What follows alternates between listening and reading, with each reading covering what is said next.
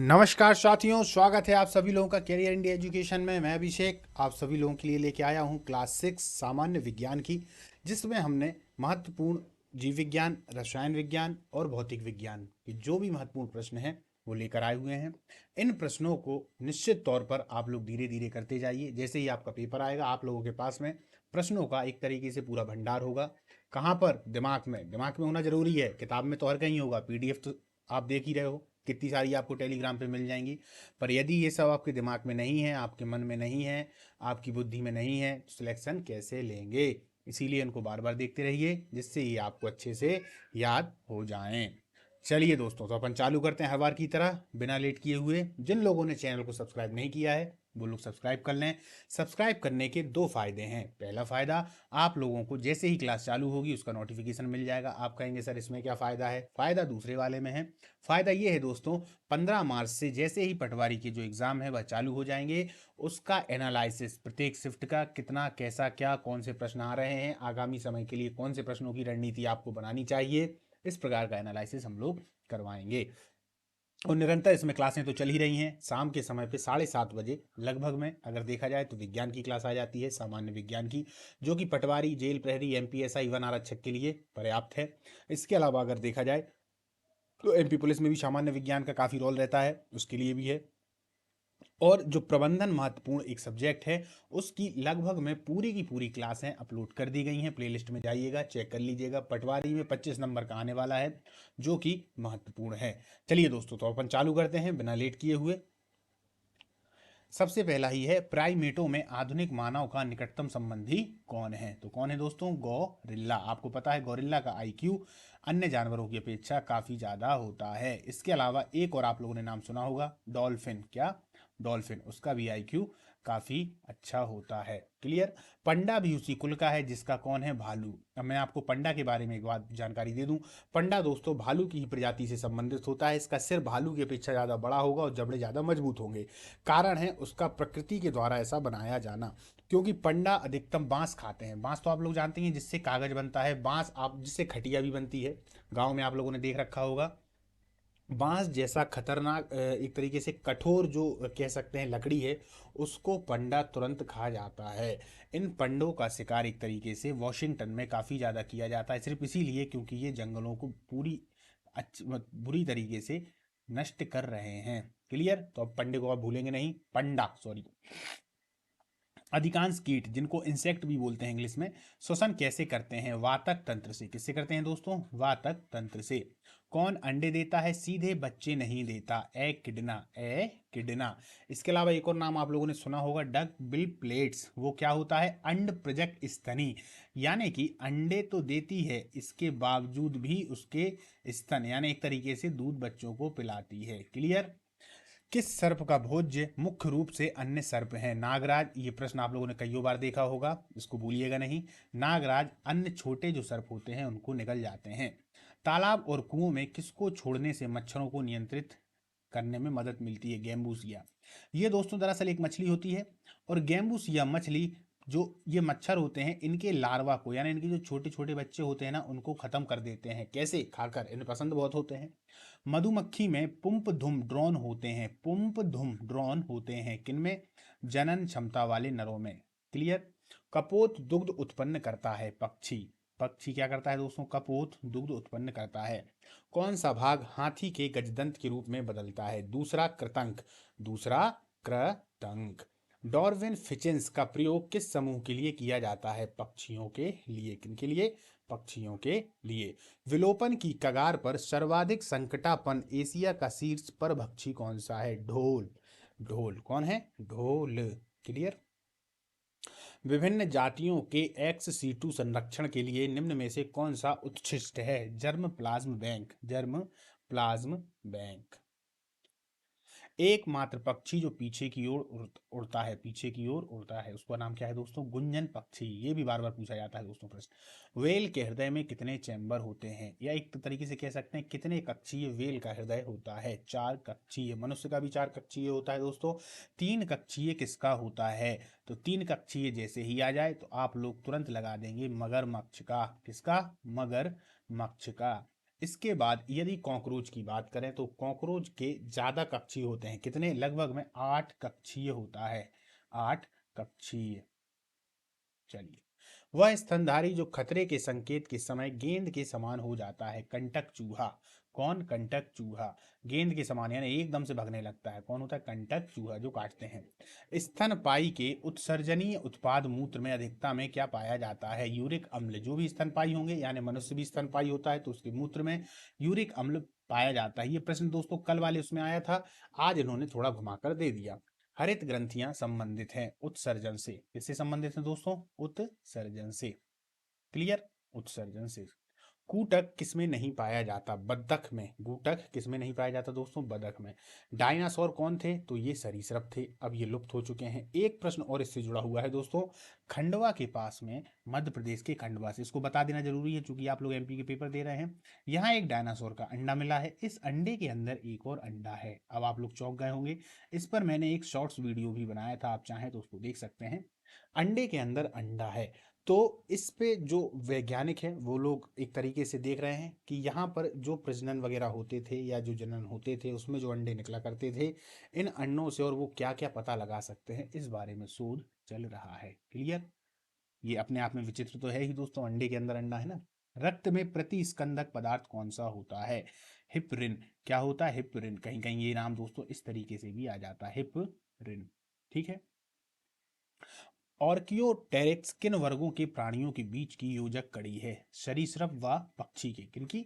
सरीसृप व पक्षी के। सरीसृप मतलब का क्या होता है? जो जमीन में रेंगते हैं। किस समूह के जीवों का डूबने से हुई मृत्यु का पता लगाने में महत्व है? डायटम का। किसका? डायटम का। मैमथ पूर्वज हैं हाथियों के, याद रखिएगा। मैमथ किनके पूर्वज थे? हाथियों के। मेहमत को देखेंगे तो आगे जो बड़े बड़े से सींग इस तरीके से लगे होते हैं, वही मेहमत कहलाते हैं। फिरूमोन्स पाए जाते हैं कीटों में। किन में पाए जाते हैं दोस्तों? कीटों में। पहला क्लोन पशु डॉली कौन सा पशु था? तो यह दरअसल भेड़ था। क्लोन तो आप लोग जानते ही हैं। क्लोन का मतलब होता है उसी के जैसा बना देना, यानी कि आप हैं, आपकी एक कोशिका निकाल ली जाएगी और उस कोशिका के माध्यम से आप ही के जैसा एक और व्यक्ति बना दिया जाएगा। लेकिन इसकी जो पूर्ण विकसित पद्धति है, वो विकसित अभी अच्छे से नहीं हो पाई है। बहुत सारे देशों में हो भी गई है कि इससे जो क्लोन बनता है उसके अंदर प्रतिरोधक क्षमता ज़्यादा नहीं होती, यानी कि वो उतना ज़्यादा चल नहीं पाता। कुछ रेगिस्तानी छिपकलियां अपने मल को शुष्क आकार में निष्कासित करती हैं, इससे किस प्रकार की मदद मिलती है? जीवों का दरअसल यह पर्यावरण के अनुसार अनुकूल हो जाना होता है। क्योंकि रेगिस्तान में है तो रेगिस्तान में वैसे भी दोस्तों पानी की कमी होती है, इसीलिए शुष्क आकार में ये अपने मल को निष्कासित करती हैं। आप लोगों ने एक छिपकली का नाम सुना होगा, कोमेडो ड्रैगन। इसी प्रकार की जो छिपकलियां हैं वो होती हैं। डायनासोर थे मेसोजोइक सरीसृप, ये भी याद रखिए। सरीसृप तो याद रखिए, मेसोजोइक भी याद रखिएगा। किसकी उपस्थिति के कारण गिरगिट रंग बदलती है? गिरगिट भी एक तरीके की छिपकली है दोस्तों। वर्ण कीलवक के कारण। किसके कारण? वर्ण कीलवक के कारण। पृथ्वी पर विशालतम जीवित पक्षी कौन सा है? तो शुतुरमुर्ग। इसको आप लोगों ने दोस्तों चिड़ियाघर में देखा होगा। एक तरीके से शुतुरमुर्ग भगने इनकी अगर रनिंग की बात करें तो ये भागते भी काफ़ी हैं। दूसरी बात, इनकी जो टांग होती है दोस्तों वो बहुत मजबूत होती है। कहते हैं कि यदि यदि सही टांग एक शेर या बाघ में भी पड़ जाती है तो बाघ भी समाप्त हो जाता है, इसीलिए शुतुरमुर्ग के आसपास वो लोग नहीं आते। डुगोंग नामक समुद्री जीव जो कि विलोपन की कगार पर है, क्या है? यह एक स्तनधारी है। कौन है? स्तनधारी। न्यूजीलैंड में पाया जाने वाला उड्डयनहीन पक्षी कौन है? किवी। उड्डयनहीन का मतलब जान रहे हैं? उड्डयनहीन का मतलब होता है दोस्तों जो उड़ नहीं सकते, जो उड़ नहीं सकते। आज उड्डयन वाला अपन ने एक तरीके से वो करवाया था, संधि विच्छेद। आप लोग कमेंट में बताइएगा, क्योंकि चूंकि आप लोगों को हिंदी भी करनी है, तो बताइएगा कि उड्डयन किस संधि से संबंधित है। क्लियर? आज ही अपन लोगों ने इसको किया था। चलिए, आर्कियोटेरिक्स है जोरासिक युग का सर्व पुरातन पक्षी। पेंगुइन चिड़िया कहाँ पाई जाती है? अंटार्कटिका में। पेंगुइन चिड़िया कहाँ पाई जाती है? अंटार्कटिका में। सबसे बड़ा उड़ने में असमर्थ पक्षी जो सबसे तेज गति से दौड़ सकता है? ऑस्ट्रिच। अरे भाई, वही शुतुरमुर्ग जिसकी अभी चर्चा की, जिसकी टांग सबसे ज्यादा मजबूत है। पावो क्रिस्टेसस किसका वैज्ञानिक नाम है? मोर का। ये तो अपन सब जानते ही हैं। भारत का राष्ट्रीय पक्षी भी कहलाता है मोर। सबसे विषैली मछली पाषाण मछली है। इसका जो ये जो प्रश्न है इससे पहली वाली क्लास में आया था, फिर से आगे रिवीजन कर लीजिए। मच्छरों के नियंत्रण हेतु प्रयोग होने वाली कीट भक्षी मछली, यहाँ देखिए उन्होंने घुमाकर दे दिया। पिछली जो स्लाइड थी उसमें क्या प्रश्न आया था कि मच्छरों के नियंत्रण के लिए पानी में किस को डाला जाता है, तो फिर वो जो मछली थी उसका नाम गैम्बूसिया था। यहाँ भी गैम्बूसिया है, यहाँ इन्होंने क्लियर लिख दिया कीट भक्षी, ये गैम्बूसिया इनको खा लेती है।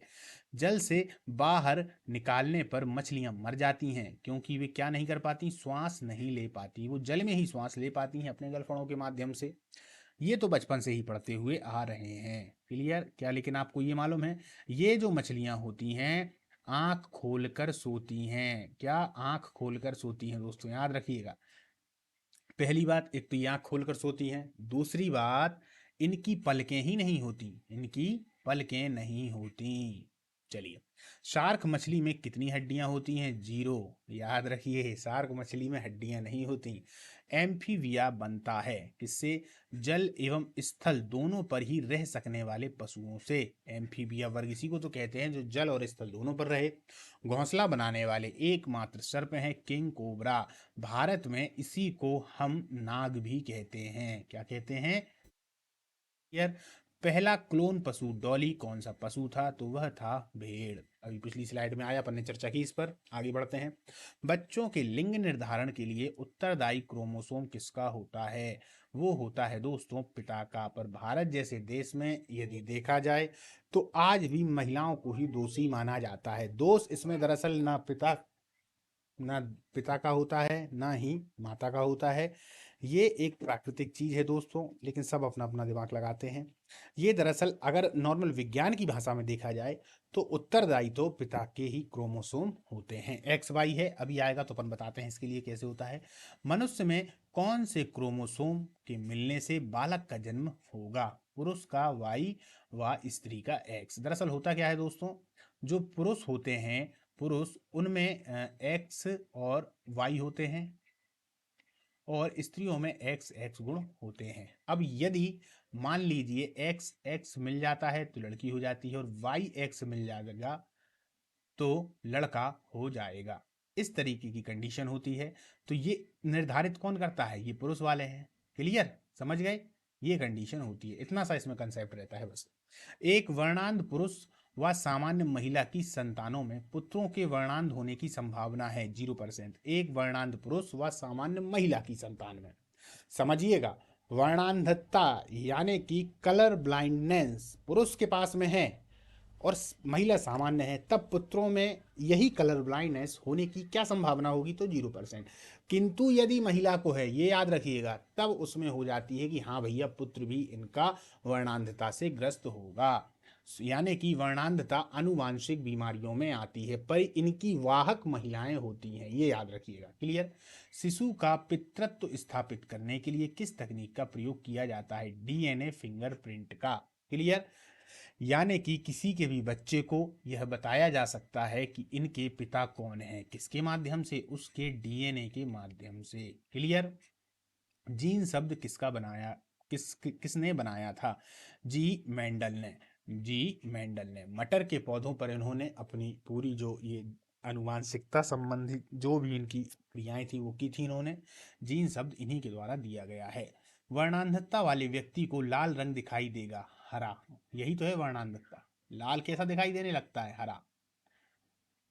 हरा। आप लोगों से बहुत सारे ऐसे विद्यार्थी होंगे जिन्हें सीआईएसएफ में या फिर अन्य इस प्रकार की पुलिस जो खास तौर पर आर्मी वगैरह होती हैं उनसे बाहर कर दिया होगा सिर्फ इसीलिए वर्णांधता पर।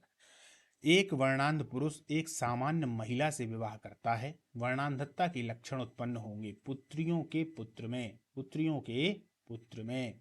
याद रखिएगा, एक वर्णांध पुरुष सामान्य महिला से, वही कंडीशन है जो ऊपर थी, तब किसमें होंगे, पुत्रियों के पुत्रों में होंगे। गुणसूत्रों में होता है डीएनए और प्रोटीन। गुणसूत्र में क्या क्या होगा दोस्तों, डीएनए और प्रोटीन। डीएनए अंगुली छाप का प्रयोग किसकी पहचान के लिए किया जाता है, जैसे कि बलात्कारी हो गए, माता पिता हो गए और चोर हो गए, इन लोगों की पहचान के लिए डीएनए अंगुली छाप का प्रयोग होता है। जेनेटिक्स किसका अध्ययन है, यह अनुवांशिकता और विचरण का। क्लियर। जेनेटिक्स किसका अध्ययन होता है, अनुवांशिकता का है और विचरण का।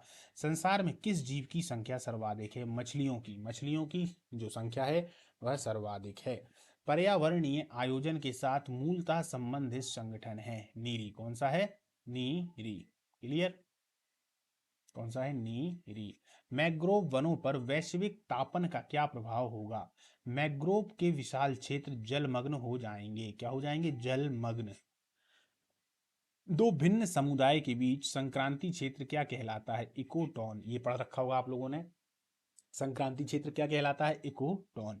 एक मनुष्य के जीवन को पूर्ण रूप से धारणीय करने के लिए आवश्यक न्यूनतम भूमि को क्या कहते हैं? पारिस्थितिकीय पदछाप। क्या कहेंगे? पारिस्थितिकीय पदछाप। डीएनए का डबल हेलिक्स मॉडल किसने दिया? वॉटसन और क्रिक ने। इनको इसके लिए नोबेल का एक तरीके से देखा जाए तो बायोलॉजी का या बायो का नोबेल पुरस्कार भी दिया गया था, जीव विज्ञान का। माता पिता के गुण उनकी संतान में किसके द्वारा स्थानांतरित होते हैं? गुणसूत्रों के द्वारा। पुरुष में पुरुषत्व के लिए कौन से गुणसूत्र संयोजन उत्तरदायी होते हैं? X Y. अभी मैंने आपको बताया था ना, एक्स वाई। एक सामान्य मानव शरीर कोशिका में गुणसूत्रों की संख्या कितनी होनी चाहिए? तो भैया 46 होनी चाहिए। जिनमें 47 होगी या जिनमें 45 होगी तो वो पुरुषों से ऊपर या नीचे हो जाते हैं, यानी कि सिंड्रोम और टर्नल सिंड्रोम हो जाता है उनमें। क्लियर? मनुष्य में नर का गुणसूत्र सम्मिश्रण होता है एक्स और वाई। यही वाला प्रश्न जो है घुमाकर यहाँ दे दिया गया है, एक्स वाई, यानी उनमें गुणसूत्रों का सम्मिश्रण कौन सा है? एक्स और वाई का। महिलाएं एक्स एक्स होती हैं। पारिस्थितिकीय तंत्र में तत्वों के चक्रण को क्या कहते हैं? जैव भू रासायनिक चक्र। क्या बोलते हैं दोस्तों? जैव भू रासायनिक चक्र। चिपको आंदोलन मूल रूप से किसके विरुद्ध था? वन कटाई से। क्या होता था? वनों में लोग चिपक जाते थे। वन का मेरा मतलब पेड़ से है दोस्तों। पेड़ में चिपक जाते थे और उनको कटने नहीं दिया करते थे। इको मार्क उन भारतीय उत्पादों को दिया जाता है जो पर्यावरण के प्रति मैत्रीपूर्ण हो, अर्थात कि ऐसे उत्पादों को दिया जाएगा, चाहे अपन किसी को भी उठा लें, जैसे उन्होंने मैगी बनाई या फिर कोई अन्य उत्पाद बनाया, खाने की कोई वस्तु है ना, तो उनमें दिया जाएगा। उसको पहले चेक करेंगे। चेक करने के बाद ये समझ में आएगी भाई इससे कोई हानि तो नहीं है। भैया हानि नहीं है तो उनको इको मार्क दे दिया जाएगा। आप बताइएगा, मैंने करंट की एक क्लास बनाई थी, उसमें बताया था कि इस साल किस किस को इको मार्क दिया गया है। एक या दो के नाम आप कमेंट बॉक्स में जरूर लिखिएगा। ओजोन इतनी सांद्रता एक तो इलायची है दोस्तों, है ना, कहाँ की इलायची है ये जरूर बताइएगा।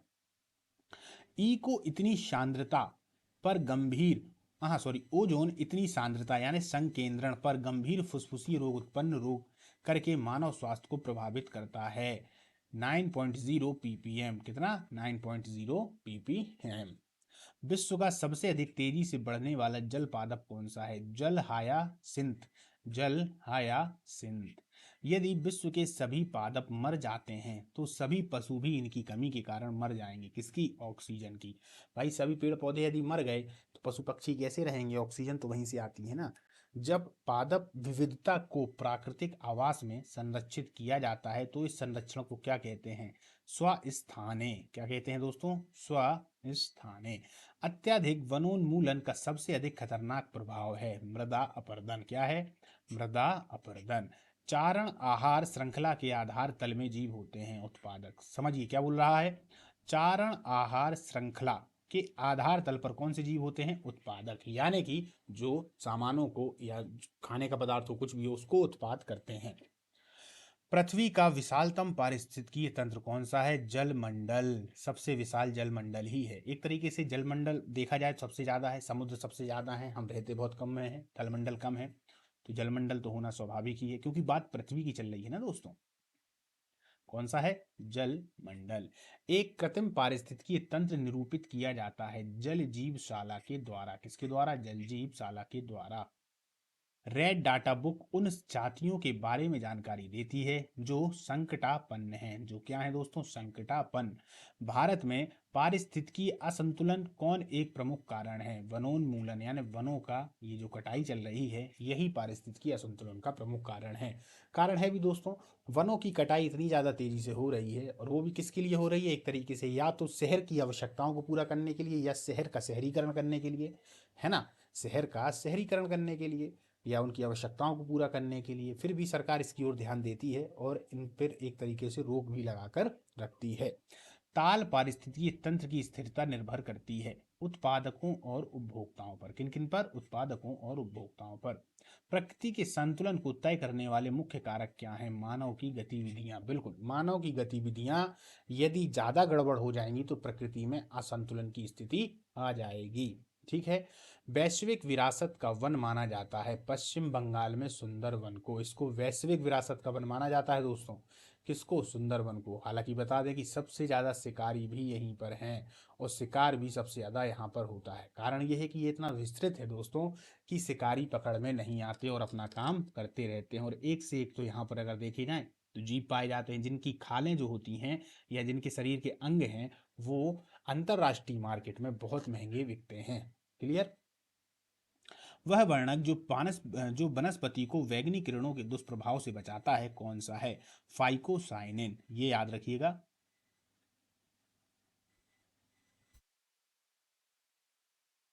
कौन सा? फाइकोसाइनिन। क्लियर?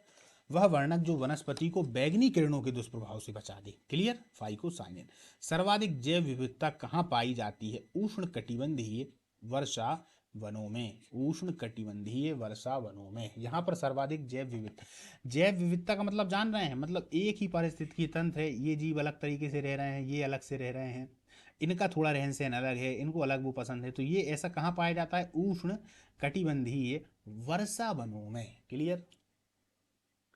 बैकलाइट फिनॉल तथा अन्य किसका बहुलक है? फॉर्मल्डिहाइड का। किसका है? फॉर्मल्डिहाइड का। बैकलाइट फिनॉल अन्य किसका बहुलक है? तो फॉर्मल्डिहाइड का। फॉर्मल्डिहाइड का। प्लास्टिक उद्योग में प्रयुक्त होने वाला शब्द पीवीसी से तात्पर्य है पॉलीविनाइल क्लोराइड। ये भी कई बार आया है दोस्तों। पॉलीविनाइल क्लोराइड यह प्लास्टिक उद्योगों में प्रयोग होता है। बरसाती यानी रेनकोट किससे बना जाता है? यह पॉलीकार्बोनेट से बना होता है। किससे बना होता है? पॉलीकार्बोनेट से। कौन सा प्लास्टिक खाने के पदार्थ को पैक करने में प्रयोग किया जाता है? पॉलीइथिलीन। पॉलीइथिलीन। कृत्रिम रेशम का अन्य नाम भी है डेक्रॉन। क्या है? डेक्रॉन। और मानव निर्मित प्रथम कृत्रिम रेशा कौन सा था? तो रेयान। ये तो याद है आप लोगों को, लेकिन आप या तो इसको भूल सकते हैं और इस वाले को। तो क्या है? कृत्रिम रेशे के अन्य नाम है डेक्रॉन। कृत्रिम रेशे। कृत्रिम का मतलब आप लोग जानते हैं जो अपने हाथ से बनाए गए हैं, मनुष्य ने बनाए हैं। और प्राकृतिक रेशम क्या होगा? जो प्रकृति से उत्पन्न हो जाएगा। क्लियर? कृत्रिम को हम एक तरीके से सिंथेटिक भी कहते हैं। प्राकृतिक रबड़ किसका बहुलक है? तो यह आइसोप्रीन का है। ये भी प्रश्न काफी आता है। क्लियर? रेयन के और नॉर्मल प्रश्न है दोस्तों, अधिकतम आदमियों को ये याद भी है, जिनको याद नहीं है उसको याद कर लेना। रेयन के निर्माण में कौन सा मुख्य कच्चा माल प्रयोग किया जाता है? सेलुलोज। रेयन के निर्माण में कौन सा मुख्य कच्चा माल प्रयोग किया जाता है? तो सेलुलोज। फलों के मीठे स्वाद का कारण क्या है? फ्रक्टोस। फलों के मीठे स्वाद का कारण क्या है? फ्रक्टोस। रबड़ उद्योग में बहुलता में प्रयुक्त होता है एनिलीन। क्या होता है? एनिलीन। डीडीटी का पूरा नाम क्या है? Dichloro diphenyl dichloroethane. क्या है? Dichloro diphenyl dichloroethane. ये डीडीटी का पूरा नाम है। अश्रु गैस का रासायनिक नाम बहुत बार पूछा जाता है दोस्तों। Chloro acetophenone. Chloro acetophenone. Clear?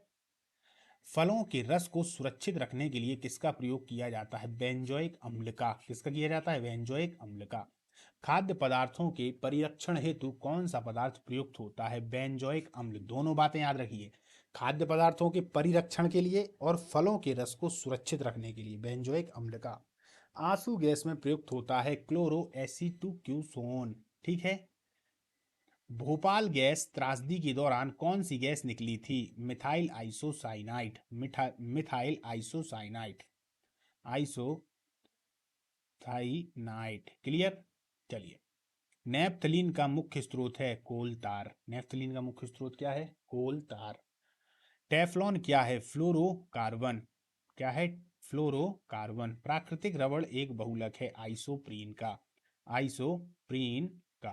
Clear? चलिए।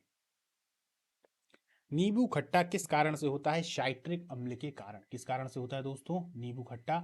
साइट्रिक अम्ल के कारण। मानव गुर्दे में बनने वाली पथरी प्रायः बनी होती है कैल्शियम ऑक्सलेट की। बहुत बार आता है दोस्तों, जो मानव के गुर्दे यानी किडनी में जो पथरी होती है वह किसकी होती है? कैल्शियम ऑक्सलेट की। डॉक्टर की राय है कि गुर्दे एवं गॉल ब्लैडर की पथरी से पीड़ित व्यक्तियों को अधिक मात्रा में टमाटर अंडे, दूध और गोभी आदि नहीं लेने चाहिए ताकि क्रिस्टल ना बन सकें। क्लियर? समझ गए? टमाटर ना लें, अंडे ना लें, दूध और गोभी ना लें, ताकि क्रिस्टल ना बन सके। किसकी? कैल्शियम ऑक्सलेट के। क्लियर? ये उनके लिए होता है। चलिए आगे चलते हैं। फोटोग्राफी में कौन सा अम्ल प्रयोग किया जाता है? ऑक्जेलिक अम्ल। देखिए ऑक्जेलिक अम्ल के 3 काम आ गए। पहला, फलों के रस को सुरक्षित करना। दूसरा, खाद्य को सुरक्षित करना। फोटोग्राफी में भी इसका उपयोग होता है। तो ऑक्जेलिक अम्ल। पौधों की कोशिकाओं में ऑक्जेलिक अम्ल किस रूप में होता है? कैल्शियम ऑक्सलेट के रूप में। किसमें? कैल्शियम ऑक्सलेट के रूप में। आयोडोफॉर्म का प्रयोग किस रूप में किया जाता है? पूर्ति रोधी के लिए। पूर्ति रोधी के लिए। यूरिया उर्वरक में नाइट्रोजन किस रूप में होता है? एमाइड के रूप में। बहुत इंपॉर्टेंट है, बार बार आता है दोस्तों, घुमा घुमा के ये प्रश्न आता है क्योंकि किसानों से जुड़ा हुआ है इसीलिए। यूरिया में नाइट्रोजन की प्रतिशत मात्रा 46। ये भी दोस्तों बहुत सरल है लेकिन कभी कभार ये आ जाता है, 46%। लौह उत्प्रेरक की उपस्थिति में बेंजीन क्लोरीन गैस के साथ प्रतिक्रिया करके क्या बनाता है? Chloro benzene. लौह उत्प्रेरक की उपस्थिति में बेंजीन क्लोरीन गैस के साथ प्रतिक्रिया करके क्या बनाता है? तो क्लोरो बेंजीन। क्लियर? जब चींटियां काटती हैं तो वे अंतः छेपित करती हैं फार्मिक अम्ल। क्या करती हैं दोस्तों? अंतः छेपित क्या करती हैं? फार्मिक अम्ल। क्लियर? चलिए, मधुमक्खी के देश से एक अम्ल छूटता है। देह से, देश नहीं है, देह है, शरीर से अम्ल छूटता है जिसके कारण दर्द और जलन होती है। अंतःक्षेपित अम्ल कौन सा है? इसको मेथेनोइक अम्ल कहते हैं। कौन सा अम्ल कहते हैं? मेथेनोइक अम्ल। यही चींटियों में भी पाया जाता है। क्लियर? सिरके में कौन सा अम्ल उपस्थित होता है? हाइड्रोक्लोरिक अम्ल। सिरके में हाइड्रोक्लोरिक नहीं है दोस्तों, ये गलत है, याद रखिएगा, है ना। इसका सही आंसर है सिरके में एसिटिक अम्ल। एसिटिक अम्ल। एसिटिक अम्ल। अब समझिए, हाइड्रोक्लोरिक अम्ल नहीं है। हाइड्रोक्लोरिक अम्ल मनुष्य के एक तरीके से देखा जाए तो अमाशय में होता है, HCl। ठीक है, बाकी इसका बाहर भी प्रयोग होता है। सिरा अति उत्तम कच्चा माल है, ये आ गया एसिटिक अम्ल। इसी सिरे का उपयोग होता है एक तरीके से सिरके में। क्लियर? तो वहां पर हाइड्रोक्लोरिक अम्ल नहीं था तो मैंने उसको हटा दिया, एसिटिक अम्ल है, याद रखिए। टमाटर सॉस में पाया जाता है ऑक्जेलिक अम्ल। अभी बताया ना, ये किस लिए होता है? ये इसलिए होता है ताकि खाद्य पदार्थ बेकार ना हो, इसीलिए टमाटर सॉस आप जानते हो कितने दिनों पुराना होता है, कोई समस्या नहीं आती। सिरके का मुख्य घटक क्या है? एसिटिक अम्ल। एसिटिक अम्ल, ये यहाँ पर था वही यहाँ पर आ गया। क्लियर? सिरका होता है, ये विनेगर, विनेगर देखते होंगे ना आप लोगों ने, चाउमीन वगैरह खाई होगी, विनेगर डाल देते हैं, वही है एसिटिक अम्ल। जल में एसिटिक अम्ल का 5% का विलयन है, याद रखिए, यही विनेगर। जल में एसिटिक अम्ल का सिर्फ 5%, यानी कि 100% में से 95 जल होता है, और जब ये हम 5% मिलाते हैं तब ये इतना खट्टा हो जाता है। और ज़्यादा अगर खट्टा हो जाए तो फिर आप जानती हैं। यदि दूध को काफी समय तक बिना ढके रखा जाए तो दूध खट्टा हो जाता है। यह किस कारण होता है? लैक्टिक अम्ल के कारण। किसके? लैक्टिक अम्ल। यही लैक्टिक अम्ल के कारण दोस्तों हमारे शरीर में भी थकान होती है। आपने देखा होगा जब आप दौड़ते हैं तो कहीं कोई ना कोई एक तरीके से, चाहे हड्डी के पास में हो या हड्डी के किनारे पे मांसपेशियों में हो, दर्द होने लगता है। वो यही लैक्टिक अम्ल जम जाने के कारण होता है। दूध भी खट्टा इसी कारण होता है। तो अपन ने लैक्टिक अम्ल से 2 प्रश्नों को देखा। मांसपेशियों में किस द्रव्य के एकत्रित होने से थकावट आती है? लीजिए, जो मैं चर्चा कर रहा था वो यहाँ पर आ ही गया, लैक्टिक अम्ल। क्लियर? चलो, अधिक मात्रा में इथाइल एल्कोहल का सेवन करने पर बुरा प्रभाव पड़ता है लीवर पर, है ना। जब ज्यादा आदमी शराब का सेवन कर लेता है तो किस पर प्रभाव पड़ता आता है? लीवर पर। उन शराब त्रासदियों में जिनके परिणाम स्वरूप अंधता होती है, यानी जो अंधे हो जाते हैं, आप लोगों ने देखा होगा पेपरों में निकलती है कि कहीं पर उन्होंने दूसरी प्रकार की शराब पी ली या फिर एक तरीके से अवैध शराब को पी लेने पर वह अंधे हो गए। होता क्या है? उसमें मिथाइल एल्कोहल ज़्यादा होता है, नशे की मात्रा ज़्यादा होती है, जिससे वो लोग अंधे हो जाते हैं, कहीं कहीं तो वो खत्म भी हो जाते हैं। टिंचर आयोडीन है, आयोडीन का एल्कोहलिक विलयन। आयोडीन का एल्कोहलिक विलयन। विकृतीकृत एल्कोहल पीने के लिए ठीक नहीं क्योंकि इसमें विषैले पदार्थ होते हैं। विकृतीकृत एल्कोहल जो होता है, यानी जो बेकार हो गया है, सड़बड़ गया है, वह पीने योग्य नहीं होता, इसमें विषैले पदार्थ होते हैं। एल्कोहलिक खमरीन का आखिरी उत्पाद क्या है? Ethyl alcohol. इथाइल एल्कोहल यही पीने वाला होता है दोस्तों, ठीक है। C2H5OH किसका रासायनिक सूत्र है? इथाइल एल्कोहल का। किसका? Ethyl alcohol. मीथेनॉल किस नाम से जाना जाता है? यूड़ एको एल्कोहल से। यूड़ एल्कोहल से मीथेनॉल। क्लियर। शराब का निर्माण किस क्रिया के परिणाम स्वरूप होता है? किण्वन। ये भी प्रश्न दूसरी बार आया है। शीत प्रधान देश में ऑटोमोबाइल के रेडिएटर में एंटी फ्रिज मिश्रण का इस्तेमाल किया जाता है। इस मिश्रण से क्या क्या होता है? पानी और इथिलीन ग्लाइकॉल। पानी और इथिलीन ग्लाइकॉल, यानी उसमें पानी होगा, साथ साथ में और क्या मिला रहेगा? Ethylene glycol. Ethylene glycol. Aldol संघनन किसके बीच नहीं हो सकता? एक एल्डिहाइड व एक ईस्ट के। एक एल्डिहाइड और एक ईस्ट के। धातु में जोड़ लगाना यानी वेल्डिंग, वेल्डिंग आप लोगों ने देखी होगी, में कौन सी गैस प्रयुक्त होती है? एसीटिलीन। कौन सी होती है दोस्तों? एसीटिलीन। क्लियर। ये वाली गैस इसमें प्रयोग में होती है, धातु में जोड़ लगाना। प्रशीतक यानी फ्रीऑन क्या है? Difluoro dichloro methane. इसका नाम याद रख लेना। फ्रीऑन का पूरा नाम क्या है? डाईफ्लोरो डाईक्लोरो मीथेन आता है दोस्तों प्रश्न। प्रशीतक मतलब समझ पा रहे हैं कि नहीं? यही फ्रीऑन गैस होती है दोस्तों, जो कि आपके फ्रिज में होती है, और इसी के निकलने से यह ठंडी होने लगती है। क्या? फ्रिज। क्लियर। एक प्रश्न और आता है, फ्रिज को खोल देने पर कमरे का तापमान घट जाएगा या बढ़ जाएगा? लोग सोचते हैं यहाँ ठंडी हो जाएगी तो घट जाएगा, पर ये गलत है। उसका तापमान जो है वह बढ़ जाता है। क्लियर। एक और प्रश्न आता है कि वायुमंडल में कौन सी ऐसी गैस है जो ज़्यादा प्रदूषण फैला रही है? तो कार्बन मोनोऑक्साइड तो आप लगा ही देंगे, साथ साथ में यदि ऑप्शन में फ्रीऑन भी है और कार्बन मोनोऑक्साइड नहीं है तो आप फ्रीऑन को लगा देना, क्योंकि फ्रीऑन भी उसका सही आंसर है। क्लियर। चलिए, इंडेन गैस एक मिश्रण है ब्यूटेन और प्रोपेन का। इसको आप बीपी से याद रखें। बीपी, ब्यूटेन और प्रोपेन का मिश्रण होता है इंडियन गैस या एलपीजी गैस। कार्बन मोनोऑक्साइड की अभिक्रिया 300 डिग्री सेल्सियस पर H2 से कराने पर क्या बनेगी? मीथेन। चलिए, कच्चे फलों को कृत्रिम रूप से पकाने के लिए प्रयोग में लाई जाने वाली गैस का नाम क्या है? एसीटिलीन। क्या है? एसीटिलीन। कैल्शियम कार्बाइड पर जल डालने से बनती है एसीटिलीन। एसीटिलीन पे दो प्रश्न आ गए। एक तो कच्चे फलों को कृत्रिम रूप से पकाने के लिए प्रयोग में लाई गई, और कैल्शियम कार्बाइड पर जल डालने से भी यह बन जाती है एसीटिलीन। ठीक है। कौन सी गैस ओजोन परत के ह्रास के लिए उत्तरदायी है? क्लोरोफ्लोरोकार्बन। कौन सी है? क्लोरोफ्लोरोकार्बन। बिजली से लगी आग बुझाने में प्रयुक्त होता है पायरीन अग्निशामक। समझे? जो बिजली से आग लग जाती है उसको बुझाने के लिए क्या चाहिए? पायरीन अग्निशामक। पायरीन को याद रखिएगा। किसको याद रखना है आपको? पायरीन को। क्लियर। कास्ट स्प्रिट क्या होता है? Methyl alcohol. Cast spirit methyl alcohol. शराब में उपस्थित रहता है इथाइल एल्कोहल या एथिल एल्कोहल। क्लियर। विमानन गैसोलीन में ग्लाइकोल मिलाया जाता है क्योंकि यह पेट्रोल के हिमीभवन को रोकता है। विमानन गैसोलीन में ग्लाइकोल को मिलाया जाता है क्योंकि यह पेट्रोल के हिमीभवन को रोकता है। क्लियर। कार के इंजन में नॉकिंग से बचने के लिए प्रयोग में लाया जाता है इथाइल एल्कोहल। कार के इंजन में नॉकिंग के, किसके? नॉकिंग के। सेप्टिक टैंक, सेप्टिक टैंक एक तरीके से देखा जाए से निकलने वाली गैसों के मिश्रण में मुख्यतः कौन सी गैस होती है? मीथेन। कौन सी होती है? मीथेन। गोबर गैस में मुख्य अवयव क्या है? मीथेन है।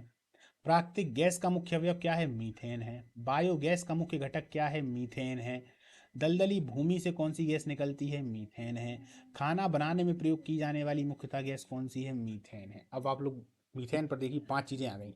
एक तो गोबर गैस में मुख्य अवयव हो गया, प्राकृतिक गैस का मुख्य अवयव हो गया, बायोगैस का मुख्य घटक हो गया, दलदली भूमि का एक तरीके से देखा जाए तो दलदली भूमि से जो गैस निकलती है उसका हो गया, खाना बनाने में प्रयोग की जाने वाली गैस यही घर की एलपीजी, और खदानों में अधिकांश जो विस्फोट होते हैं हवा के साथ मीथेन के मिश्रण से। देखिए, ये यहाँ से सातवां भी आ गया। रसोई गैस किसका मिश्रण है? ब्यूटेन एवं प्रोपेन का। क्लियर। प्रथम विश्व युद्ध में किस गैस को रासायनिक आयुध के रूप में उपयोग किया गया था? तो मास्टर्ड गैस को। किसको? मास्टर्ड गैस को। प्रकृति में सबसे अधिक मात्रा में पाया जाने वाला कार्बनिक यौगिक है सेल्यूलोज। कौन सा पाया जाता है दोस्तों? सेल्यूलोज। क्लियर। कपूर को किस विधि के द्वारा शुद्ध किया जाता है? ऊर्ध्वपातन के द्वारा। किसके द्वारा किया जाता है? ऊर्ध्वपातन के द्वारा। ठोस कपूर से वाष्प बनाने की क्रिया को क्या कहते हैं? ऊर्ध्वपातन। क्या कहते हैं दोस्तों? ऊर्ध्वपातन। गैसोहॉल जो मोटर गाड़ियों में ईंधन के रूप में प्रयुक्त होता है, मिश्रण है वह पेट्रोल व एल्कोहल का। भारी वाहन में डीजल का उपयोग किस लिए किया जाता है? उच्च क्षमता और अधिक बचत के लिए। उच्च क्षमता और अधिक बचत के लिए। व्यापारिक वैसलीन किससे निकाला जाता है? पेट्रोलियम से। जो व्यापारिक वैसलीन होता है वह किससे निकाला जाता है? पेट्रोलियम से। पैराफिन किसका उत्पाद है? पेट्रोलियम और पेट्रोलियम परिशोधन का। किसका है दोस्तों? पेट्रोलियम परिशोधन का। पेट्रोल का मुख्य संगठन क्या है? ऑक्टेन। ऑक्टेन याद रखिएगा, ये मुख्य संगठक होता है। ऑक्टेन से क्या ज्ञात करते हैं? कमेंट में बताइएगा। अपस्फोटन आप लोगों ने नाम सुन रखा होगा, क्या किसे कहते हैं अपस्फोटन? इसके बारे में भी बताइएगा। पेट्रोलियम से प्राप्त होने वाला मोम, इसको वैक्स भी कहते हैं, यह पैराफिन मोम होती है। क्लियर। यानी जो मोम आप देखते हैं, जो वैसलीन देखते हैं, ये सभी पेट्रोलियम के ही पदार्थ हैं। गैसोलीन और पेट्रोलियम क्या है? पेट्रोलियम खुद एक जीवाश्म पदार्थ है। इसी से अन्य अन्य चीजें निकलेंगी। पेट्रोल अलग निकलेगा, डीजल अलग निकलेगा, मिट्टी का तेल अलग निकलेगा, प्राकृतिक गैस निकलेगी। तो इस प्रकार इनसे सभी चीजें निकलती हैं। गैसोलीन के नमूने की गुणवत्ता का पता कैसे लगाते हैं? इसकी ऑक्टेन संख्या से। चलिए यहाँ पर मैंने ही बता दिया, यानी इसने स्लाइड ने खुद बता दिया कि गैसोलीन के नमूने की गुणवत्ता का पता कैसे लगाते हैं? इसकी ऑक्टेन संख्या से। ऑक्टेन संख्या पर एक और प्रश्न है जो मैंने आपसे पूछा है, क्लियर, उसको आप लोगों को बताना है। स्फटिक किसका क्रिस्टलीय रूप है? सिलिका का। स्फटिक आप लोगों ने देखा होगा दोस्तों, वह किसका है? तो वह सिलिका का है। याद रखिएगा, स्फटिक किसका? सिलिका। या बोलते नहीं है वहां पर स्फटिक की मूर्ति रखी हुई है, वो दरअसल सिलिका के ही क्रिस्टल के रूप हैं। वह गैस जो वनस्पति के निर्माण में प्रयुक्त होती है हाइड्रोजन कहलाती है। कौन सी है? हाइड्रोजन। तत्व जो उर्वरक में नहीं पाया जाता, क्लोरीन। क्लोरीन जो है वह उर्वरक में नहीं पाया जाता। एक सांड के वीर्य को कृत्रिम गर्भाधान हेतु रखना चाहिए तरल नाइट्रोजन में। किसमें? तरल नाइट्रोजन में। अधातुओं में सामान्यतः कौन सा गुण पाया जाता है? क्षण भंगुरता। अधातुओं में भंगुरता, सॉरी भंगुरता। अधातुओं में कौन सा गुण है? भंगुरता, यानी टूट जाने वाला। क्लियर। भाप अंगार गैस किसका मिश्रण है? कार्बन मोनोऑक्साइड और हाइड्रोजन, सीओ और एच का। किसका है? सीओ और एच का। क्लियर। पराध्वनिक जेट प्रदूषण पैदा करता है पतला करके O3 परत को। किसको? O3 परत को। जो पराध्वनिक जेट आप लोग समझ पा रहे हैं, जो कि ध्वनि की गति से भी 3 गुना ज्यादा तेज गति से चलते हैं, तो वो इतनी ध्वनि छोड़ते हैं कि जिससे O3 जो है वो नुकसान पहुंचता है और वह परत जो है वह हल्की पतली होती जा रही है। पाइराइट अयस्क को जलाने से क्या मिलेगी? Sulphur dioxide gas. क्या मिलती है? Sulphur dioxide gas. वह हैलोजन जिसका उपयोग पीड़ाहारी की तरह किया जाता है, आयोडीन। वह हैलोजन जिसका उपयोग पीड़ाहारी की तरह करते हैं, क्या है? आयोडीन। जीवन शक्ति के सिद्धांत का प्रतिपादन किस रसायनज्ञ ने किया था? वर्जीलियस ने। वर्जीलियस ने जीवन शक्ति के सिद्धांत का। वर्जीलियस को वार्गिकी का पिता भी कहा जाता है, आप लोगों ने देखा होगा, है ना। मानव शरीर में प्रचुर मात्रा में कौन सा तत्व होता है? ऑक्सीजन। ये लगभग तीसरी बार प्रश्न आ रहा है दोस्तों, इसको तो आप लोग भूलेंगे ही नहीं, है ना। बिना ऑक्सीजन के सब व्यर्थ है। सूर्य की सतह पर हाइड्रोजन के अलावा दूसरा कौन सा तत्व बहुतायत में पाया जाता है? हीलियम। कौन सा पाया जाता है? हीलियम। कौन सी एक विधि संदूषित भौम जल से आर्सेनिक से निष्कासन के लिए प्रभावी नहीं है? क्वथन। क्या नहीं है? क्वथन। इलेक्ट्रिक बल्ब के निर्माण में किस कांच का उपयोग होता है? फ्लिंट कांच का। किसका होता है दोस्तों? फ्लिंट कांच का। इलेक्ट्रिक बल्बों के, जो इलेक्ट्रिक बल्ब होते हैं उनकी बात चल रही है। आप लोगों ने खूब बल्ब तोड़े होंगे ना, उन्हीं बल्बों में जो कांच होता है वह फ्लिंट कांच है। रसायनों का राजा H2SO4। क्लियर। H2SO4 को हम क्या बोलते हैं? सल्फ्यूरिक अम्ल। अधातुएं सामान्यतः विद्युत की कुचालक होती हैं, परंतु ग्रेफाइट विद्युत का सुचालक है क्योंकि इसमें शिथिलता बंद इलेक्ट्रॉन होते हैं। शिथिलता बंद इलेक्ट्रॉन होते हैं। अधातुओं के ऑक्साइड प्रायः क्या होंगे? क्षारीय होंगे। प्रायः क्या होते हैं? क्षारीय, यानी अक्सर क्या होते हैं? क्षारीय। हीरे का 1 कैरेट कितने किसके बराबर है? 200 mg के। 1 कैरेट किसके बराबर होता है? 200 mg, 200 मिलीग्राम के। क्लियर? मिलीग्राम है दोस्तों, याद रखना। फास्फोरस प्रचुरता से किसमें पाया जाता है? प्रोटीन में। अभी दोस्तों विश्व का तीसरा सबसे बड़ा हीरा जो मिला है वो कहाँ पर मिला हुआ है? अफ्रीका में मिला हुआ है। वो भी कहाँ? दक्षिण अफ्रीका में। आप लोगों को बता दूं आपकी जानकारी के लिए कि 3 सबसे बड़े हीरे दक्षिण अफ्रीका में ही मिले हैं, क्योंकि दक्षिण अफ्रीका हीरों का बहुत बड़ा उत्पादक देश है, यानी यहाँ पर हीरे बहुत ज़्यादा निकलते हैं। क्लियर? इसको याद रखिएगा। 3 जो सबसे बड़े हीरे हैं वो दक्षिण अफ्रीका से ही निकले, और तीसरा जो अभी अभी निकला है वो भी यहीं से निकला हुआ है।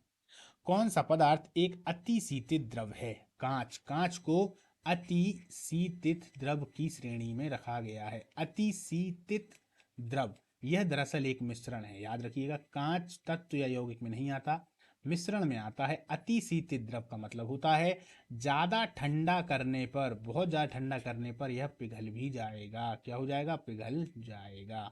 क्लियर? चलिए, और यह क्रिस्टल के रूप में होता है। किसके रूप में? क्रिस्टल के रूप में। क्रिस्टल का मतलब आप लोग जानते हैं ना, जिसकी चारों इस तरीके से होती हैं वो होती है क्रिस्टल। चलिए, वायरस भी अधिकतम इसी रूपों में होते हैं। तारों के मध्य दूरी मापने की इकाई क्या होती है दोस्तों? प्रकाश वर्ष। अभी प्रकाश वर्ष के मात्रक वगैरह इसमें आने वाले हैं, इस वाले अपन ने जो क्लास है इसमें इसको मेंशन किया था, तो उसको अभी आने वाली है, 2-4 स्लाइडों के बाद आ जाएगी। टैकियान से तात्पर्य है प्रकाश की गति से तीव्र गति वाले कण। टैकियोन क्या है?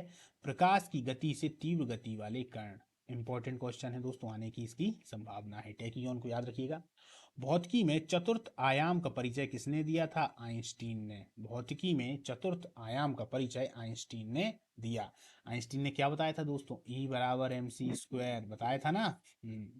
सूर्य की किरणों की तीव्रता मापने वाले उपकरण को क्या कहते हैं? एक्टियोमीटर। तीव्रता मापने वाले उपकरण को क्या कहते हैं? एक्टियोमीटर। यह क्या नापता है? सूर्य की तीव्रता को।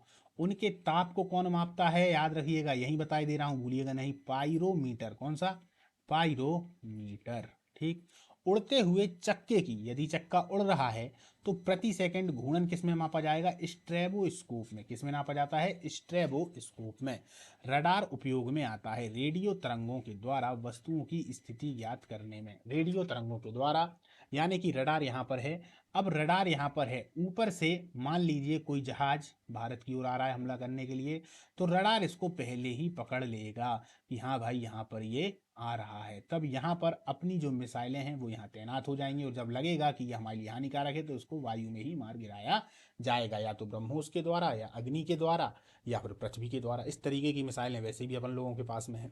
कौन सा उपकरण चिकित्सा के द्वारा इस्तेमाल किया जाता है? स्टेथोस्कोप। भैया डॉक्टर के पास गए होंगे, गले में लटकाए रहते हैं ना इस तरीके का, ये 2 रहते हैं, वही स्टेथोस्कोप होता है जो हृदय की धड़कन को बताता है। चंद्रा एक्स रे दूरबीन का नाम किस वैज्ञानिक के सम्मान में रखा गया है? एस चंद्रशेखर के। किसके? एस चंद्रशेखर के। इनको भी नोबेल पुरस्कार मिल चुका है। किस मामले में मिला है आप लोग बताइएगा। मैं हल्की सी हिंट आपको दे देता हूं, तारे जैसा कुछ याद आ रहा है? चलिए, साइक्लोट्रॉन किसको त्वरित करने के लिए प्रयुक्त किया जाता है? परमाणु को। याद रखिएगा, साइक्लोट्रॉन किसको त्वरित, त्वरित का मतलब जान रहे हैं, उसको चार्ज करने के लिए किसका उपयोग किया जाता है? परमाणु का। पाइरोमीटर किसे मापने में प्रयोग में लाया जाता है? उच्च तापमान को। पाइरोमीटर अभी अपन ने बताया उच्च तापमान को। एक्टियोमीटर से क्या है? किरणों की तीव्रता को नापते हैं, दोनों में अंतर है दोस्तों। क्लियर? किरणों की तीव्रता कितनी तीव्र है भाई, और तापमान अलग चीज है, कितनी गर्म है। कुलिज नलिका का प्रयोग क्या उत्पन्न करने के लिए किया जाता है? एक्स किरणें। कुलिज नलिका का उपयोग किसमें किया जाता है दोस्तों? एक्स किरणों को उत्पन्न करने में। वायुयान का आविष्कार किसने किया था? ओ राइट एवं डब्ल्यू राइट ने। यही तो थे राइट बंधु। क्लियर? अब देखिए आगे जिसकी मैंने आपसे चर्चा की थी, 1 माइक्रोन किसके बराबर होता है? 001 mm के। इनको आप लोग रट लें। क्लियर? 001 mm के। एक प्रश्न इससे संबंधित आना है, समझ लीजिए बिल्कुल। इसीलिए इस वाले चैप्टर को मैं पहले ही लेकर आ गया, ताकि अभी से आप लोग इसको देखें और जल्दी से इनको याद कर लें। 1 किलोग्राम राशि का वजन अगर देखा जाए तो 8 न्यूटन के बराबर होगा। क्लियर? एक प्रकाश वर्ष किसके सर्वाधिक समीप होता है? 10 पे 15 मीटर के। 10 पे 15 मीटर के। 10 पे 15 की घात है दोस्तों। ठीक। निर्वात में प्रकाश की चाल 3 गुणित 10 पे 8 मीटर प्रति सेकेंड। ये निर्वात में है प्रकाश की चाल। प्लांक नियतांक का मान कितना होता है? 6.6 इंटू 10⁻34 की पावर 6.6 10⁻34 जूल सेकेंड। एक माइक्रोक्रॉन बराबर कितना होता है? 1/1000 mm। 1/1000 mm, यह एक माइक्रोन के बराबर है। एक पिकोग्राम किसके बराबर होता है? 10 पे या 10⁻12 ग्राम। क्लियर? 1 किलोमीटर दूरी का तात्पर्य 1000 मीटर, ये पता ही है। एक नॉटिकल मील होता है 1.85 किलोमीटर। ये नॉटिकल मील कहाँ पर आती है दोस्तों? समुद्रों में। यदि समुद्र की हमको लंबाई नापनी है, सॉरी समुद्र की लंबाई का मेरा मतलब है कि समुद्र में जैसे मान लीजिए कोई जहाज जा रहा है, ये नाव जा रही है, अब इसने कितनी दूरी तय की, तो वहाँ किलोमीटर नहीं चलता, वहाँ नॉटिकल मील चलता है। और एक नॉटिकल 1.85 के बराबर होता है। एक मील 1.61 के बराबर होता है, यानी कि एक मील की यदि हम बात करें तो 1.5 किलोमीटर से भी 600 मीटर, 1.5 किलोमीटर से भी 100 मीटर ज़्यादा, यानी 1600 मीटर लगभग में। तो एक मील हमको समझ में आ गया, एक नॉटिकल मील समझ में आया। एक फैदम कितना होता है? 1.80 किलोमीटर। 1.80 किलोमीटर यानी कि 1800 मीटर के बराबर एक फैदम होता है। मैं मीटर क्यों जोड़ रहा हूं? ताकि आप किलोमीटर से इसको निकाल सकें और आपके दिमाग में इसकी छवि बन सके। एक बैरल में कितने लीटर होते हैं? 159। ये भी बहुत बार आता है दोस्तों। बैरल में क्या नापा जाता है दोस्तों? आप लोगों को मालूम है, पेट्रोल, डीजल, ये सभी बैरल में नापे जाते हैं। क्लियर? एक नैनो सेकंड में होता है 10⁻⁹ 10 पे या 10⁻⁹। ठीक। एक एंगस्ट्राम में कितने मीटर होते हैं? 10⁻10, 10⁻10 या 10⁻10 की पावर m, ये होते हैं एंगस्ट्राम में मीटर। मतलब बहुत छोटा भाग, समझ रहे हैं ना कितना छोटा है? ये माइनस लगी है, माइनस, याद रखिए। एक अश्व शक्ति 746 वाट रटा पड़ा है। रेक्टिफायर का प्रयोग किया जाता है एसी को डीसी में बदलने में। दोस्तों बहुत सरल प्रश्न है ये, पर ऑप्शन में वो डीसी को एसी में बदलने में भी दे देता है, इसीलिए इसको याद रखिएगा। इलेक्ट्रॉनिक कंप्यूटर का आविष्कार किसने किया था? डॉक्टर अलान एम ट्यूरिंग ने। किसने किया था? डॉक्टर अलान एम ट्यूरिंग ने। थर्मोस्टेट का प्रयोजन क्या है? तापमान को स्थिर रखना। क्या है? तापमान को स्थिर रखना।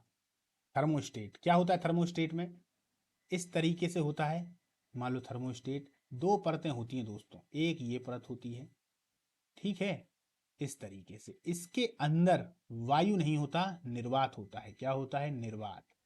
और ऊर्जा का स्थानांतरण यदि एक स्थान से दूसरे स्थान तक करना है तो किसी ना किसी माध्यम की आवश्यकता चाहिए। अब चूंकि माध्यम ही यहाँ खत्म कर दिया, यानी यहाँ कर दिया निर्वात, तो अंदर की वायु बाहर नहीं जा सकती, बाहर की वायु अंदर नहीं जा सकती। यदि इसलिए इसके अंदर आप चाहे जल रख दें गर्म, चाहे इसमें ठंडा पानी रख दें, वह बराबर स्थिति में रहेगा। यही होता है थर्मोस्टेट। अब इसमें क्या बोल रहा था वो, कहाँ गया? थर्मोस्टेट का प्रयोजन क्या है? तापमान को स्थिर रखना। अंदर जो भी डाल देंगे, जैसा डाल देंगे वैसा ही रहेगा। अक्सर आप लोगों ने देखा होगा थर्मस जिसको बोलते हैं, चाय वगैरह पीने में इसका इस्तेमाल होता है। देखा होगा चाय की दुकान वाले इस थर्मस का प्रयोग ज़्यादा करते हैं। रिकॉर्ड करने और रिकॉर्ड की हुई डिडक्शन को पुनः रिप्रोड्यूस करने के प्रयुक्त में उपकरण कौन सा होता है? डिक्टाफोन। कौन सा होता है? डिक्टाफोन। ऑफिसों में ज़्यादा उपयोग में आता है। साइक्लोट्रॉन एक ऐसी युक्ति है जो आवेशित कणों को ऊर्जा प्रदान करती है। क्या करती है? आवेशित कणों को ऊर्जा प्रदान करती है। कृष्ण छिद्र ब्लैक होल सिद्धांत का प्रतिपादन किसने किया? एस चंद्रशेखर ने। लीजिए, मैं आप लोगों से प्रश्न पूछ रहा था, यहाँ पर उसका उत्तर ही आ गया।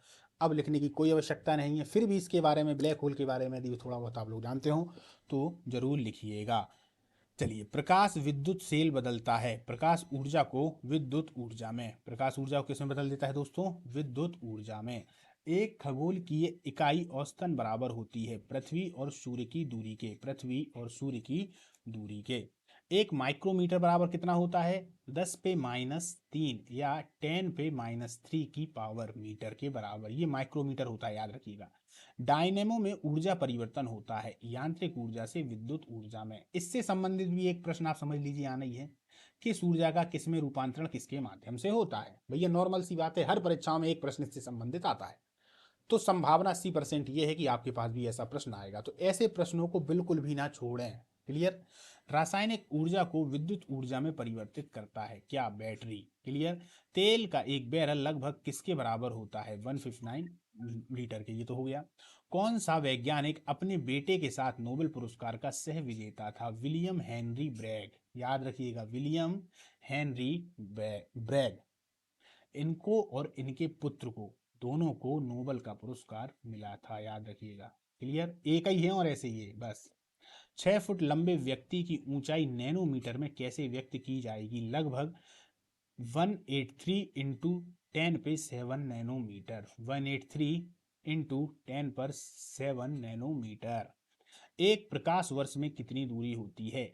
46 गुणे 10 पे 12 किलोमीटर, यानी 46 इंटू 10 की पावर 12 किलोमीटर, ये होती है एक प्रकाश वर्ष की दूरी। क्लियर। एक नैनोमीटर बराबर होता है 10 पर -7 की पावर सेंटीमीटर, क्या है? सेंटीमीटर। 1 किलो कैलोरी उसमें का मान कितना होता है? 2 इंटू 10 पे 3 जूल। क्लियर। 1 मेगावाट घंटा बराबर होता है 6 इंटू 10 पे 9 जूल। 1 जूल बराबर होता है 10 पर 7 अर्ग, यानी 10 की पावर 7 अर्ग। ये क्या होता है दोस्तों? 1 जूल बराबर होता है। कुलिज नलिका का प्रयोग क्या उत्पन्न करने के लिए किया जाता है? एक्स किरणें। क्या उत्पन्न करने के लिए किया जाता है दोस्तों? एक्स किरणें। क्लियर। एक्स किरणें किसको पार नहीं कर सकती? अस्थि को। एक्स किरणें किसको पार नहीं कर सकती? अस्थि को। जो एक्सरा होता है ना दोस्तों, आप लोगों ने एक्सरा देखा होगा, हाथ का देखा होगा, शरीर का देखा होगा। एक्स किरणों के अंदर क्वालिटी है कि आपके मांस को तो वो पार कर जाएंगी पर हड्डियों को नहीं कर पाएंगी। तो जब वो हड्डियों को नहीं कर पाती तो उन्हीं हड्डियों का चित्र हम एक्सरे में देखते हैं। अति चालकता किस तापमान पर अत्यधिक आर्थिक महत्व की हो जाती है जिसमें लाखों रुपए की बचत हो? सामान्य तापमान पर। सामान्य तापमान पर अति चालकता माने अति चालकता है भैया सामान्य तापमान पर, यानी इसका जो सामान्य ताप होगा अति चालकता -273 डिग्री सेल्सियस। इस पर बहुत ऊर्जा उत्पन्न होती है दोस्तों, याद रखिएगा। अति चालकता को भारत ही नहीं विश्व में बहुत ज्यादा बढ़ावा मिल रहा है ऊर्जा को एक तरीके से उत्पादित करने के लिए। लेकिन चूंकि इसमें खर्चा बहुत आता है, जब इसमें खर्चा कम आने लगेगा तो इसका प्रयोग बहुत ज्यादा हद तक किया जाने लगेगा। एक्स किरणों की भेदन क्षमता किसके द्वारा बढ़ाई जा सकती है? कैथोड और एनोड के बीच विभवांतर को बढ़ाकर। एक्स किरणों की जो भेदन क्षमता है वह किसके द्वारा बढ़ाई जा सकती है? तो कैथोड और एनोड के बीच विभवांतर को बढ़ाकर। पहले तापायनिक बल्ब का आविष्कार किसने किया था? जे ए फ्लेमिंग ने। किसने किया था दोस्तों? जे ए फ्लेमिंग ने। इलेक्ट्रॉन का द्रव्यमान MeV में होता है 51 MeV। क्या होता है? 51 MeV। 1 माइक्रोन में कितने मीटर होते हैं? 10 की पावर -6 माइक्रोन। क्लियर। मीटर, ठीक। 1 जूल में कितनी कैलोरी होती है? 24 जूल। ये तो अपन लोगों को पता ही है दोस्तों। लेजर अथवा किसी सशक्त प्रकाश स्रोत से निकली 2 प्रकाश किरणों के व्यतिकरण से त्रिविमीय प्रतिबिंब बनाने से संबंध संवृत्ति क्या कहलाती है? होलोग्राफी। आज होलोग्राफी को समझ गए क्या है? हालांकि बहुत सारे लोग जानते हैं। लेजर अथवा किसी सशक्त प्रकाश स्रोत से निकली 2 प्रकाश की किरणों से व्यतिकरण से त्रिविमीय प्रतिबिंब बनाना ही होलोग्राफी है। लेजर किरण होती है केवल एक रंग की, देखते हैं ना वो एक प्रकाश ऐसा जाता है, वही होती है लेजर किरण। परमाणु जिनमें प्रोटॉन की संख्या समान परंतु न्यूट्रॉन की संख्या भिन्न भिन्न रहती है समस्थानिक कहलाते हैं। नॉर्मल प्रश्न है।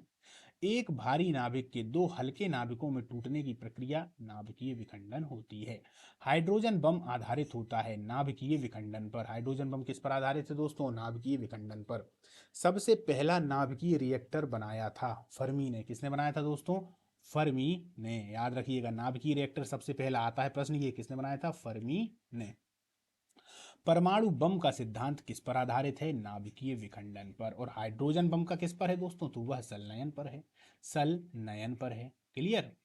सर्व प्राचीन सेल समूह की आयु आंकी जाती है कार्बन AR विधि के द्वारा। सर्व प्राचीन सेल समूह की जो आयु है वह किसके द्वारा नापी जाती है? कार्बन AR के द्वारा, या एक तरीके से देख सकते हैं C14 के द्वारा। नाभिकीय रिएक्टर में भारी जल D2O का प्रयोग किस रूप में किया जाता है? मंदक के रूप में, उसको धीमा करने के लिए।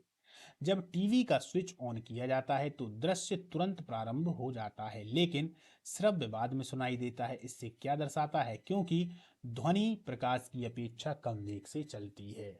इसके एक उदाहरण को और देख लीजिए कि दृश्य तुरंत हमको दिखने लगते हैं, ध्वनि थोड़ी देर बाद आती है। आज करके देखिएगा, इसको छोड़िए, हटाइए। आपने जो बिजली चमकती हुई आकाश में देखी होगी, तो आपने देखा होगा कि बिजली पहले चमकी, थोड़ी देर बाद आप नीचे देखने लगे, तब आग जाके आवाज आई। तो वो बहुत दूर है, प्रकाश तो तुरंत आ गया आपके पास में, लेकिन जो बिजली की आवाज है उसको आने में समय लगा। क्लियर?